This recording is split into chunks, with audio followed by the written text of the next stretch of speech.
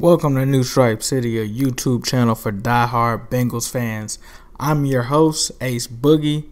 Big shout out to my subscribers in Who Dey Nation. If you love the Bengals, hate the Squillers, possibly hate Carson Palmer after this video, be sure to bang that subscribe button. If you're a diehard Bengals fan, be sure to hit that notification button. And if you think that Carson Palmer quit on the Bengals, be sure to like this video. So I watched the Carson Palmer A Football Life special last week, and I've kind of been marinating on this a little bit. Just kind of wanted to get my thoughts out there and react to some of the things that he said. So the first thing that he said when they start on the part where Carson kind of talks about the Bengals, and if you haven't seen this, be sure to check it out. It basically picks up with him complaining about Mike Brown, right? So he kind of shared our sentiments with Mike Brown, feeling that he could have put some more money out there in free agency to bring in stars, which is understandable, and that he could have hired a GM. At the time, I kind of agreed with that. Right now, I kind of understand what Mike Brown was doing. Duke Tobin was still there during that time period. So we all know now, and I feel like it's been more of a thing where it's more transparent now that we know that Duke Tobin is basically the GM. He's the director of player operations. So to me, that was somewhat overblown because we actually do have a GM. He just doesn't have the role or the name of GM or the title. And to me, that's just, what's in a title? We know that Duke Tobin was the guy that has been handpicking certain players that we've had for the longest. So to me, that was just like, okay. Then he complained about Jon Kitna not coming back. Okay, there really wasn't a need for us to bring back Jon Kitna. That kind of confused me. Like, I understand that Jon Kitna kind of groomed him, but what would we have done with Jon Kitna? Jon Kitna ended up leaving and becoming a starter for the Detroit Lions. And he also became a backup later in his career for the Cowboys. I don't see how he would have wanted to stay in Cincinnati and be a backup. Now, I do understand why he said that they kind of did Jon Kitna dirty on his way out. That rubbed him the wrong way. I can understand that. Jon Kitna actually brought this team back to being, I guess, at least average. So, get where he's coming from, but at the end of the day, this was Jon Kitna. It's not like this was a Boomer Esiason or a Ken Anderson, but I kind of get where he's coming from there, and I even got where he was coming from with the GM thing. But we all know that it's about Mike Brown as an owner, right? The Bengals actually ended that year with $10 million in cap space to lead the league, so Carson definitely had a valid point there. The only place that he lost me was that he said that in 2009 the Bengals were young, but they weren't good. Bruh, I still now to this day have the 2009 Division Champs t-shirt. So that to me was like a slap in the face. It's like, fam, how was that team not good, but we won the entire division? We swept the AFC North. We swept the AFC North back then. And if I'm not mistaken, that was when the Steelers made a Super Bowl run around that time.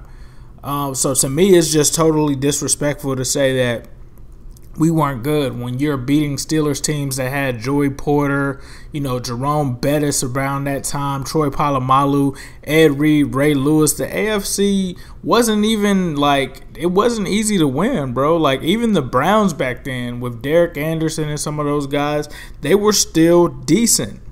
So I don't understand how that's even true. Like, we went 10-6 and won the division, but we weren't good.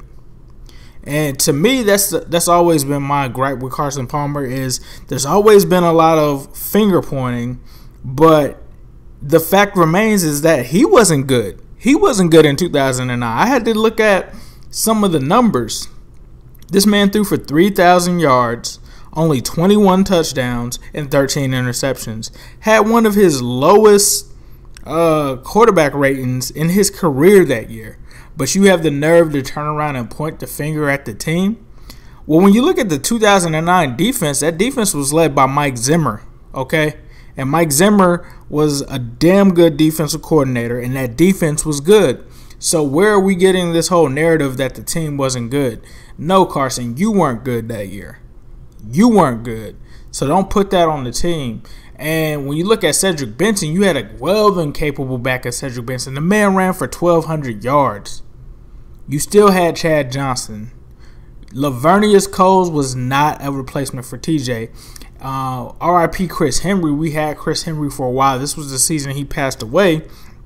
But this team was still talented. I just don't understand how you can make that kind of claim when you won a division with the team and say that it wasn't good.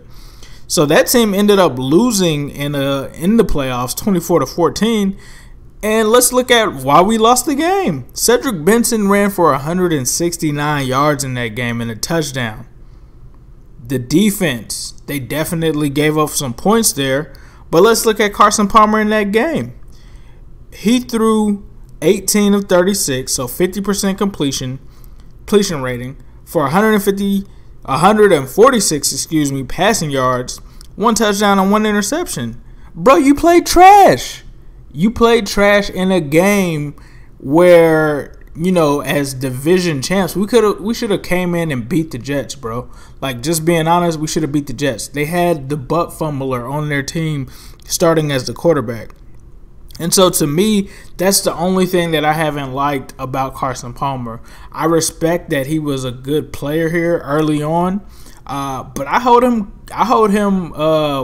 I guess, critically as some people do. I'm not going to say there's some people that worship Carson Palmer, and I think you need to relook at the stats, and you can't just blame it on Mike Brown. Like, give this guy some kind of shoulder of the blame.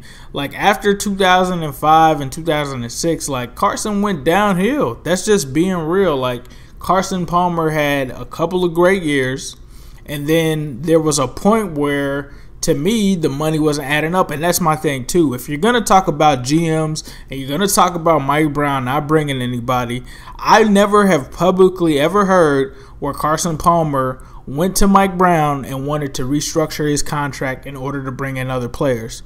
And that's what kind of kills me, because you look at a guy like Tom Brady, right? The New England Patriots, they do not pay guys like that.